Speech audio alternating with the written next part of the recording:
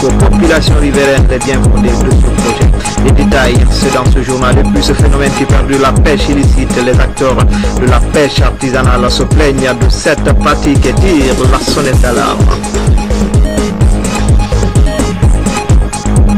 Enfin, à Cancan, les deux centrales syndicales fument le calumet de la paix. Chacune d'elles gère désormais une garutière.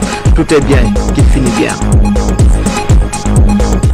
Voilà pour les titres. Encore une fois, bonsoir et merci de regarder la RTG Koulouma à la une de ce journal. Le président de la République sur les travaux de construction de la route 2 fois 2 voies d'Aboum-Pakoya. Professeur Alpha Condé est venu expliquer aux populations riveraines les avantages liés à la réalisation de cette route nationale qui permet de réduire les bouchons et du coup désengorger la capitale Conakry. Voici juste un extrait de l'interview du président à son retour du chantier.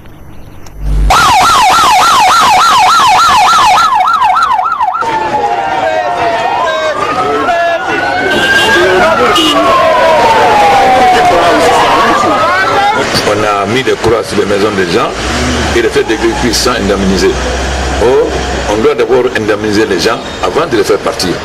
Donc avant de mettre la croix sur la maison de quelqu'un, on doit discuter avec lui, faire l'évaluation. Parce que si on casse les maisons des gens avant de les évaluer, où ils vont loger. Donc c'est pourquoi j'ai été voir les gens, parce qu'il faut qu'ils comprennent qu'on est obligé de casser les maisons pour faire des routes. Vous savez, la route, là, il y a beaucoup d'accidents, il y a des tournades très dangereux. Ensuite, le courant qui va venir de Caleta, il faut les poteaux de haute tension. On va avoir des hautes tensions dans la cour. Donc, mais il faut expliquer à la population qu'ils ont son intérêt. Mais avant de faire déménager les gens, il faut d'abord les indemniser. Quand on les indemnise, ça leur donne le temps de se loger. En attendant que nous-mêmes, avec ceux qui veulent construire, ceux qui veulent faire des usines en préfabriqué, comme ça, on va développer les maisons sociales comme la SICAP à Dakar et à Abidjan. Parce qu'on avait la SICAP, on n'a pas développé. Donc je suis parti expliquer aux responsables qu'avant de casser une maison, il faut d'abord indemniser et laisser la personne de se reloger. Donc je vais faire la sensibilisation partout et tous les gens seront indemnisés avant qu'ils ne quittent la maison.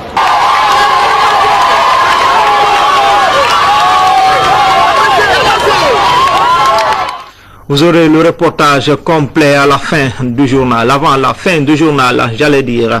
Et puis, en plus bref, le premier ministre chef du gouvernement a visité ce samedi le chantier de construction du barrage hydroélectrique de Caleta. Le projet de concevoir et réhabiliter le réseau électrique de la ville de Conakry. Mohamed Saïd Fofana était venu constater de visu l'état d'avancement des travaux. Notre reporter Hadi Kamara reviendra sur cet élément dans nos prochaines éditions d'information. Et puis, cette information qui fait du bien.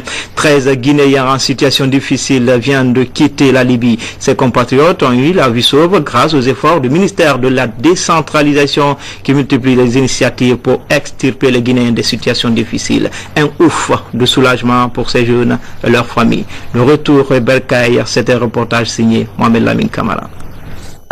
Ils sont 13 Guinéens à décider d'un retour volontaire au Bercail après un long séjour en Libye. Les autorités en charge des questions humanitaires les accueillent ici à l'aéroport international Conakry-Bessia.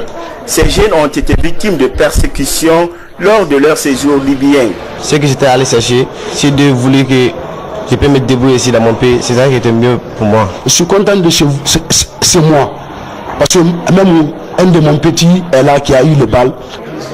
Ce processus de rapatriement a été rendu possible grâce aux efforts fournis par le gouvernement en partenariat avec l'Organisation internationale de la migration, OIM. C'est l'occasion pour moi de remercier le président de la République, le professeur Alpha Condé. Aujourd'hui, il a l'œil sur la Guinée parce qu'il sait que ces gens-là doivent venir. Il a pris toutes les dispositions pour que ces gens soient bien reçus et qu'ils soient acheminés là où ils doivent partir. Dans les prochains jours, ces jeunes retourneront dans leurs familles respectives. L'actualité, c'est aussi cette rencontre entre les cadres des finances et ceux du budget. Ils sont une trentaine. Leur mission, trouver des voies et moyens en vue de renforcer les capacités d'analyse et de soutien à long terme de la dette des pays à faible revenu. C'est le nouveau ministre délégué au budget qui a présidé la rencontre. Explication, Boubacar Ba. Prévenir les gestionnaires des finances et du budget sur les risques d'accumulation de la dette, évaluer son poids et structurer les différentes composantes liées à sa gestion, tant sur le plan interne qu'externe, c'est l'objectif que s'est fixé le département des finances en organisant cette rencontre qui permettra de maximiser l'investissement en mobilisant de nouveaux financements. l'Union européenne a décidé d'accompagner le gouvernement de la Guinée au travers des programmes d'assistance technique et des programmes d'amélioration des capacités des ressources humaines pour permettre au pays de ne plus tomber de nouveau dans une crise de la dette après avoir bénéficié d'importants allègements auprès de la communauté financière internationale. Il ressort qu'un besoin réel de formation se pose à l'ensemble de l'administration des finances publiques dans la préservation de la viabilité de notre dette. La direction veillera à l'organisation des séances de restitution à l'intention des cadres. Le but de ces séances de restitution est de permettre à l'ensemble du personnel technique de s'approprier des outils d'analyse de la viabilité de la dette des pays à faible revenu comme la Guinée. La prévention des crises économiques et d'endettement nécessite la maîtrise des outils modernes à l'aide desquels on pourrait orienter et évaluer les actions du gouvernement à faire remarquer le ministre délégué au budget. Je vous rassure de l'engagement des autorités d'assurer toute la diligence afin que le Comité national de la dette publique soit mis en place dans les délais les plus brefs et devienne une structure opérationnelle en Guinée. À la suite des évaluations menées par l'expert de l'Union européenne, des attestations ont été remises aux ayants droit. La Guinée veut gagner le pari d'être pays numéro 1 dans la promotion du concept WACF. Le WACF, c'est le refus de consommer un bien, investir dans une œuvre de charité. Une conférence internationale sur ce concept se prépare à Conakry et les autorités tentent de mettre les bouchées doubles pour la réussite de l'événement. Quel est le niveau des préparatifs? Élément de réponse avec notre reporter Thiernos Mandialo. On sait un peu plus à propos de la conférence internationale sur le WACF qu'ambitionne organiser la Guinée. La rencontre aura lieu au mois de mars prochain et va durer 48 heures. La Guinée va alors faire découvrir son modèle de réussite du WACF et mobiliser les fonds pour la construction de ces 3 tours dont le coût est évalué à 61 millions de dollars. C'est sur instruction de Monsieur le Président de la République que cette réunion est organisée pour nous permettre d'aller vite à l'organisation d'une conférence internationale sur le WACF dans le meilleur délai. La conférence internationale sur le WACF va être la première du genre dans la sous-région. Elle va regrouper plusieurs investisseurs venant en particulier du monde arabe. L'organisation de cette conférence à Conakry est une des principales conclusions de la dernière rencontre entre le chef de l'État et le président de la Banque islamique de développement qui souhaite la vulgarisation du concept WACF pour appuyer le développement socio-économique des États membres de la Oumma islamique. Éducation vers la mise en place d'un fonds compétitif. L'initiative du ministère de l'Enseignement supérieur en collaboration avec la Banque mondiale, un groupe d'experts de cette institution de Bretton Woods travaille en ce moment même avec les institutions d'enseignement supérieur. La première rencontre a eu lieu à l'université Gamal Abdel Nasser de Conakry et notre reporter Francis Collier a suivi les débats. Il raconte. Cette rencontre d'échange et d'information est la première étape d'un processus devant aboutir à l'octroi à la Guinée d'un fonds compétitif. Un fonds qui vise l'émulation entre les institutions d'enseignement supérieur quant à l'adéquation entre la formation et l'emploi. L'objectif que nous recherchons, c'est de professionnaliser davantage nos enseignements. C'est pourquoi d'ailleurs la Banque mondiale a impliqué des experts pour accompagner les autorités éducatives guinéennes à la contextualisation des expériences qui ont réussi ailleurs. La Banque mondiale m'a demandé de venir partager l'expérience tunisienne avec nos amis guinéens parce qu'il y a des similitudes. Au-delà des similitudes, il y a des différences. Et ce qui est très important à travers le message que j'ai voulu passer aujourd'hui, c'est la nécessité de contextualiser cette méthode, cette méthodologie au niveau national. La rencontre de l'université Gamal Abdel Nasser de Conakry constitue la première étape de la mission de la Banque mondiale devant inclure toutes les institutions d'enseignement supérieur et de recherche du pays. Comment rajeunir et féminiser l'administration guinéenne? La question était au centre de la rencontre entre le nouveau ministre de la Réforme de l'État et l'ambassadeur de France en Guinée. C'était lors d'une audience que le ministre Kourouma a accordé au diplomate français qui, de son côté, entend accompagner la Guinée dans cette réforme. Compte rendu d'audience, Baba Kouyaté. cette rencontre avec l'ambassadeur de France en Guinée, le ministre Kourouma a traduit sa volonté de valoriser des jeunes cadres certifiés du programme Rajeunir et féminiser l'administration. Dans le cadre du programme Rajeunir et féminiser l'administration, qui est un programme auquel le chef de l'État fait très attention, nous, ce que nous souhaitons, d'abord, c'est qu'évidemment, il y ait, si possible, un pourcentage de femmes plus élevé qui fassent partie de chaque promotion, et surtout qu'à la sortie des promotions, les promotionnaires, les certifiés, puissent obtenir des postes, des fonctions qui correspondent véritablement à leur qualification au sein de chaque ministère. Il s'agit donc d'exprimer cette volonté politique forte, comme quoi la France a eu raison de nous accompagner dans la mise en œuvre de la réforme. Les défis à relever au département de la fonction publique sont nombreux et complexes. L'appui des partenaires techniques et financiers est plus que nécessaire, à en croire des spécialistes. Et puis ce phénomène qui perdure toujours, c'est celui de la pêche illicite dans les eaux maritimes guinéennes. Cette pratique a un impact sur le marché et les pêcheurs artisans se plaignent. Vous allez le voir sur le cas de ceux du port de pêche artisanal de Dixine qui tirent la sonnette d'alarme. Notre reporter Saluba est allé à les rencontres, images et témoignages. Cette pirogue rentre d'une journée de pêche, cette autre s'apprête à aller en mer. Sur la terre ferme, les discussions portent sur la présence des navires de pêche étrangers et leurs dommages causés dans les eaux maritimes guinéennes. Des fois, on peut mettre notre filet. Le bateau vient, il coupe notre filet et on perd. Novembre 2013, j'ai perdu plus de 50 et quelques millions de matériel à la mer à cause des bateaux. Venez couper notre filet. Et on part encore de coster. Les bateaux viennent la nuit couper nos filets. Des fois, ils écrasent certaines de nos petites pirogues. Outre ces dégâts, la pêche industrielle illicite appauvrit les eaux guinéennes de ses ressources halieutiques, entraînant du coup la cherté des produits de la mer.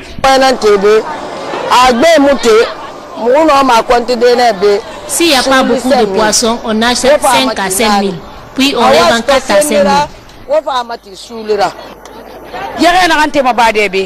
Les pêcheurs ne reviennent pas avec beaucoup de poissons. Il est difficile de trouver et si on trouve, c'est très cher. Pour lutter contre la pêche illicite dans les eaux maritimes guinéennes, le gouvernement a instauré un système de surveillance maritime par satellite, mais les pêcheurs artisans demandent beaucoup plus d'efforts pour mettre fin à cette pratique. Formation dans ce journal, les membres du réseau des femmes du fleuve Mano, ceux du même droit pour tous, et le Centre guinéen pour le développement des droits humains sont à l'école du Centre pour le développement, la démocratie et la culture en Afrique. Gorée. Pendant 3 jours, ces membres de la société civile ont passé au crible les mécanismes permettant de prévenir et éviter les crises à répétition, surtout sur le continent africain. Mohodinu Diallo nous signe ce reportage. Durant ces dernières années, le continent africain a été confronté à plusieurs troubles sociaux liés au coup de force à répétition et à la mauvaise organisation des élections. Pour inverser cette tendance, Gorée Institute a organisé ses journées de restitution de la formation tenue dans la capitale sénégalaise Dakar. L'objectif est de partager les informations reçues avec les représentants des organisations de la société civile guinéenne en vue de participer à la mise en œuvre du cadre de prévention des conflits de la CEDEAO. On a commencé à réfléchir qu'est-ce qu'il faut faire. Nous sommes de la société civile, nous ne sommes ni des militaires ni des politiques, mais de la société civile, mais nous avons une part de responsabilité dans ce qui va se passer ou dans la construction de la société d'avenir. C'est partant de cette idée que nous sommes allés à la recherche des causes d'instabilité. Les acteurs de la société civile guinéenne ont discuté sur la stabilité institutionnelle et la sécurité humaine. Ils ont en outre fait un plaidoyer pour la fin de l'impunité et la promotion de la bonne gouvernance, une initiative que le ministre de la Sécurité et de la Protection civile entend accompagner. Il était important qu'avoir entendu ce plaidoyer que nous présentons la vision actuelle de la politique guinéenne. Les approches ne sont pas les mêmes, mais la vision est la même. Pouvoir offrir à la population guinéenne une meilleure sécurité en conformité aux droits humains. Le Gouri Institute, à travers l'Alliance pour la paix en Afrique de l'Ouest, a développé un programme de recherche sur les causes de l'instabilité politique dans l'espoir d'asseoir le fondement d'un État démocratique pour minimiser les sources d'instabilité. Et puis la cohabitation entre les populations et la nouvelle usine de farine Taïba de Dubrika préoccupe le groupe organisé des hommes d'affaires et les autorités communales de Dubrika. C'est ainsi que ces deux entités viennent d'organiser une réunion de sensibilisation entre les jeunes de la localité et les responsables de l'usine. Objectif, expliquer l'importance de cette usine pour les populations de Dubrika. Reportage Moussa Bangoura. Le groupe organisé des hommes d'affaires et les autorités communales de Dubrika appelle à l'apaisement dans le dossier Taïba Usine. Récemment, à Kagbelem Plateau, une incompréhension a opposé les jeunes du secteur à l'administration de la nouvelle usine de farine Taïba. Les deux parties sont invitées à fléchir leur position pour une meilleure cohabitation sociale. La poussière soulevée par des engins roulants sur la voie d'accès à l'usine est au cœur du problème. Partout où il y avait à aller sensibiliser la population, essayer de trouver des solutions aux problèmes posés. Donc c'est ce que nous avons fait aujourd'hui. Nous espérons qu'il y aura l'entente et que nous allons continuer à travailler sans difficulté. Et il y aura l'entente parce que si les usines tournent, ce sont les populations qui vont en bénéficier en première position. Les responsables locaux appellent les jeunes à la retenue pour favoriser le développement de leur quartier. Le message que j'ai eu à mettre à la population, c'est de leur dire de rester calme. De rester calme. S'il y a des problèmes, de venir rencontrer le chef de quartier. Le chef de quartier remonte l'information au niveau de la commune élargie. Et si c'est nécessaire, le chef de quartier lui-même peut venir rencontrer les responsables des unités industrielles pour leur dire ce qu'il faut pour la population. Soucieux de préserver les biens des investisseurs et opérateurs économiques de la place, le président du GOA a réaffirmé sa ferme volonté d'intervenir partout dans le cadre du maintien de la paix et la quiétude sociale. Dans le Nambaya, la crise syndicale qui a perduré a finalement trouvé solution, et cela grâce aux bons offices du gouvernement et des sages de Kankan. Les deux structures syndicales enterrent la hache de guerre et s'engagent à défendre les intérêts des transporteurs, des mécaniciens et des usagers de la route. La nouvelle structure syndicale dite libre et la CNTG évoluent ensemble. Notre reporter Ansoumani Toumani Kamara a fait un tour dans les deux gares routières de Kankan. Voici son constat. Au quartier Missira, cette cour, située juste à côté de la piste d'atterrissage de l'ancien aéroport de Kankan, va désormais servir de gare routière pour la toute nouvelle structure syndicale dite indépendante. L'aménagement du lieu est en cours, mais les activités ont effectivement démarré ce jeudi au lendemain du dénouement de la crise qui l'opposait à l'ancienne centrale syndicale. Il y a eu des véhicules qui ont quitté depuis hier à notre compte, le Kankan Sigiri, et ce matin encore, le marché hebdomadaire Toukoulou, Kankan, il y a eu plein de véhicules qui sont allés et sur notre recommandation avec nos billets. Les percepteurs sont en place déjà qui commencent à donner les tarifs. De l'autre côté, à Bada, au bord du fleuve Milo, les transporteurs de l'antenne de la Confédération nationale des travailleurs de Guinée, CNTG, la toute première sur le terrain, continue ses services.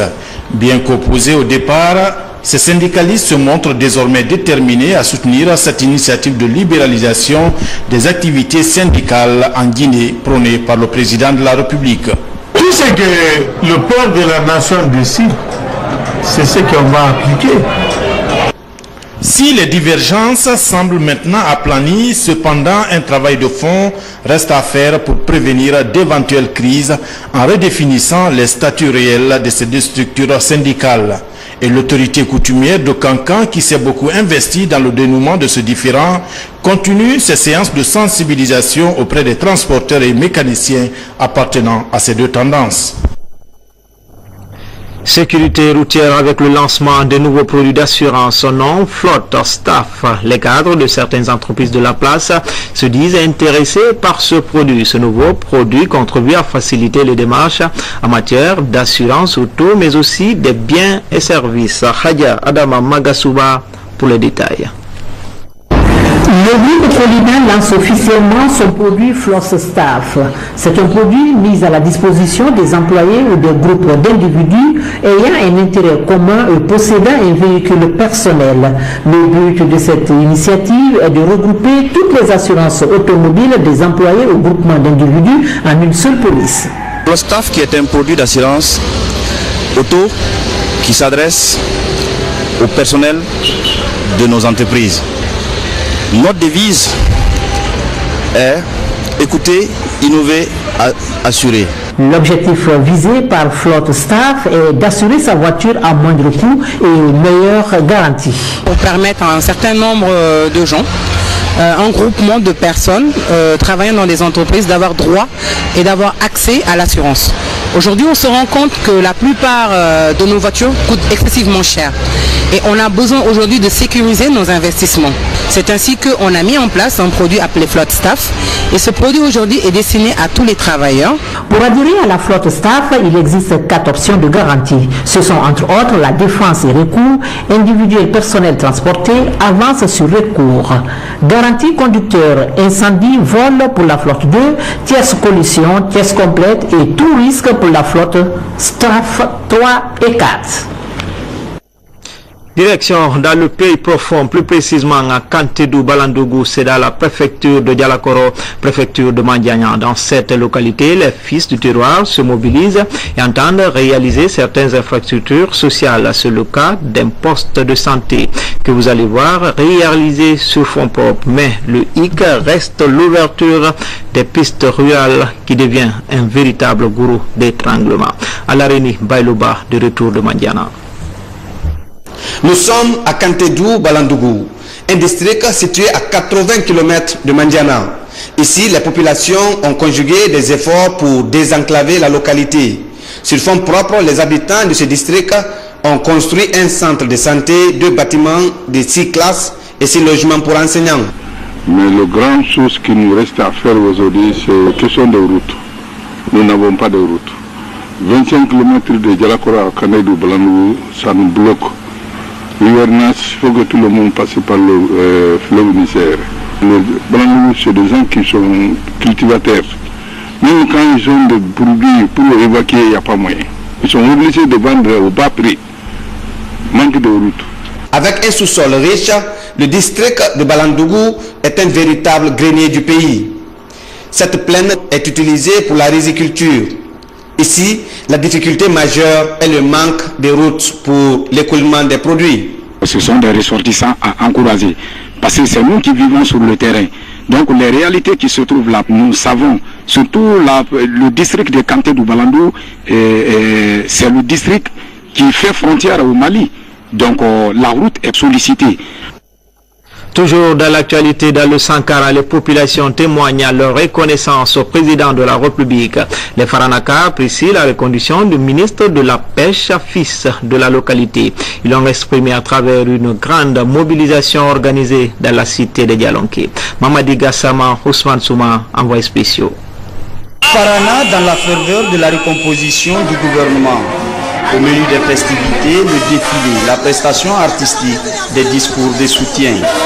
Cette mobilisation des populations de la source du Niger traduit les reconnaissances à l'endroit du président de la République qui vient de renouveler sa confiance à un fils du terroir. C'est les populations elles-mêmes qui ont demandé à ce que le ministre de la Pêche soit là aujourd'hui. D'abord pour lui dire leurs sentiments de satisfaction, pour dire merci au président. À travers cette retrouvaille, les fils de Farana expriment leur union et leur engagement en faveur de la cohésion sociale. On va l'encourager, on va dire de redoubler d'efforts.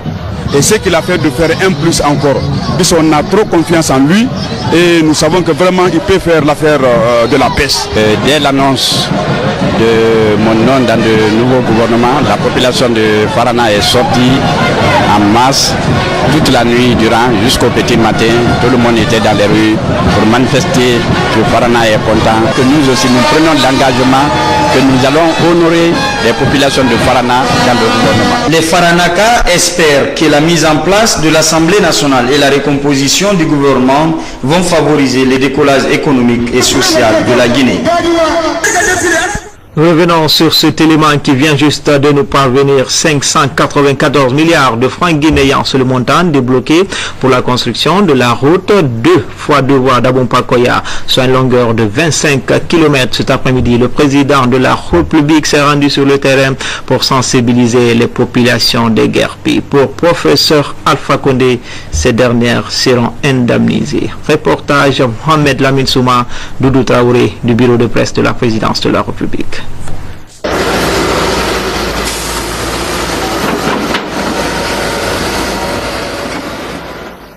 Les travaux pour le prolongement de l'autoroute Fidel Castro sur 8 km allant du quartier d'Apompa dans la commune de Matoto au kilomètre 36 dans la préfecture de Koya, exécutés par la société brésilienne OAS, avancent à grands pas. Tout comme ceux de la route nationale numéro 1 qui parle du kilomètre 36 jusqu'à la sortie de la ville de Koya sur une longueur de 17 km, exécutés par l'entreprise chinoise Henan Chine. Ce samedi, le président de la République s'est rendu sur le terrain pour constater l'évolution de ces deux lots. Professeur Alpha Condé a mis cette journée à profit pour sensibiliser la population sur le bien fondé de ces travaux, mais aussi les conseiller à quitter l'emprise de la haute tension venant du site du barrage hydroélectrique de Caleta. Le chef de l'État tient à ce que les riverains dont les maisons ont été touchées et démolies soient indemnisés. C'est injuste de faire partir quelqu'un sans indemniser avant. Et ça, ce n'est pas ma politique. Donc il faut une sensibilisation. Ensuite, il faut indemniser les avant. Surtout que, moi, je viens pour travailler pour les pauvres. La plupart de ces gens-là sont pauvres. Si vous ne les indemnisez pas, comment ils vont se loger? Donc nous allons imposer tous les gens qui doivent être dégreffés sont indemnisés avant. Et nous allons interdire qu'on construise les maisons jusqu'à 30 mètres. Parce que si plus tard on va transformer la route en autoroute, donc si on construit des grandes maisons, on sera obligé d'indemniser. Donc on va prendre toutes les décisions au niveau des chefs de quartier et des maires pour qu'il y ait une certaine distance, au moins 10 à 20 mètres, au-delà de la route où on ne peut pas construire. Sur le terrain du quartier Kuntia jusqu'à Manéa, la population exprime son adhésion et sa joie quant à la réalisation de ces routes. Parce que vraiment on a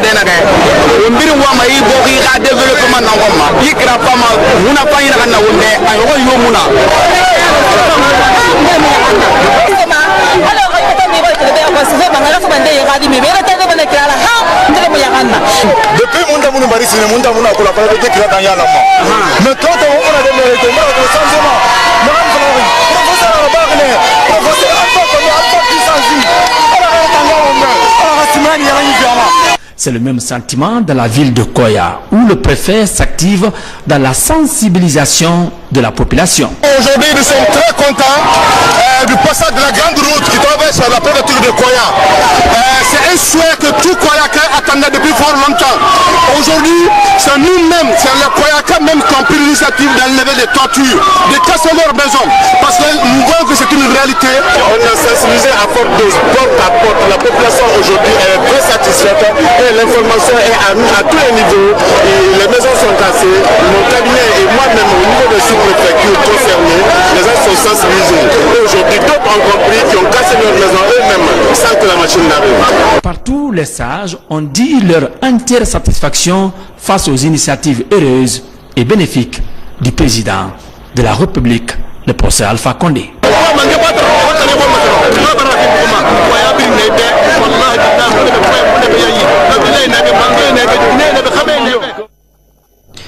SOS pour Amar Bari, dit Modi Oumar, fondateur de la troupe Léorudier, artiste, comédien, souffre d'une hypertension artérielle depuis 2010. N'ayant aucun soutien, la famille du comédien tend la main vers les personnes de bonne volonté pour sauver Amar Bari. Modinou est allé à sa rencontre, images et témoignages. Alité à son domicile depuis le 1er janvier 2010, l'artiste comédien Amar Bari du Modimoir de la troupe Léorudier est gravement malade. Il souffre de l'hypertension artérielle. Paralysé depuis près de 4 ans, ce comédien de dimension internationale s'est beaucoup investi pour la culture guinéenne. Aujourd'hui, ses proches, très inquiets de l'évolution de sa maladie, continuent d'espérer et disent attendre du soutien. L'appel que j'ai à lancer au gouvernement, au public qui suivait ces images et à tout le monde, c'est de m'aider pour que mon mari guérisse. Parents, amis et plusieurs comédiens du pays se succèdent à son chevet pour soutenir cet artiste comédien qui a fait rire plusieurs générations. Monsieur Amar est un artiste du devoir, donc il ne faut pas attendre qu'il meure pour amener 50, 30, 20 millions ou 1 million ici, donner maintenant pour qu'on puisse servir pour ses soins. Après de 50 ans de carrière au service de la nation, le comédien Modoumar lutte seul avec sa famille et les amis contre cette maladie. Il a à son actif près de 40 pièces théâtrales dans le répertoire national. Et c'est donc pour cet émérite comédien qui s'est illustré dans la culture guinéenne. Enfin, un plus bref sport foot avec la fin du chant et le sacre des chevaliers de la Méditerranée qui ont raison des Black Stars du Ghana le plus fatidique des tirs au but. Et en Guinée, c'est la 7e journée de la Ligue en Nimba Mining avec 7 rencontres à la baie où l'espoir de la baie qui peine à démarrer sa saison accueille l'ASK. Le club de Kaloum sera privé de nouveau de son goléador qui voudrait pourtant briller devant son club formateur de la baie. C'est tout pour Guinée Info. À demain, même heure, même chaîne. Bon week-end à tous et à toutes.